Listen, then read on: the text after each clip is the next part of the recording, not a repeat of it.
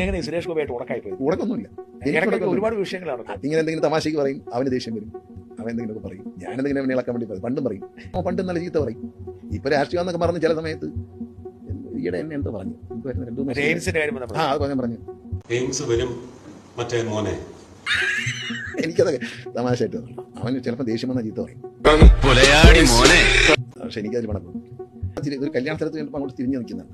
പിന്നെ ഞാൻ പോയി തോണ്ടി വിളിക്കേണ്ടെന്ന് വിചാരിച്ചു. കാരണം പോടാന്നാണ് പറഞ്ഞ ആൾക്കാരിക്കുമ്പോൾ മോശമല്ലേ, പഴയ പിണക്കം മൂടാ. പിന്നെ പഴയ നമ്മളെ സുഹൃത്തല്ലേ, ഇടപെടാ ടേംസ് അല്ലേ, നമ്മളപ്പോൾ അങ്ങനെ ചെന്ന് കുറേ ചെന്ന് തട്ടി വിളിക്കുമ്പോൾ പോടാന്നാണ് ചീത്ത പറഞ്ഞ ആൾക്കാരിക്കും. മന്ത്രി ചീത്ത വിളിക്കുന്ന ആളെ പേപ്പർ വരും, ഓടിച്ചത് പറയും. സീനുണ്ട്, കണ്ടവഴി ഓടിച്ചത് പറയും, കണ്ടവഴി ഓടിച്ചെന്ന് പറയും. അതുകൊണ്ട് സീനുണ്ടാക്കുന്നത് ചുമ്മാ നിലക്കിടയ്ക്ക് നിലക്കി വിടും. അവനെ കാണിച്ചു കൊടുക്കുന്നൊക്കെ പറഞ്ഞിട്ട് പുള്ളിക്കാർ കുത്തും. എന്തോ ഒരു വാക്ക് ഉപയോഗിച്ചിട്ട് എനിക്കത് രസമായിട്ട് തോന്നി. പുള്ളിക്കാർ കൊത്തും അതിന് വേണ്ടിയല്ലേ പറയുന്നത്, അല്ലാതെ എന്ത് വിരോധം?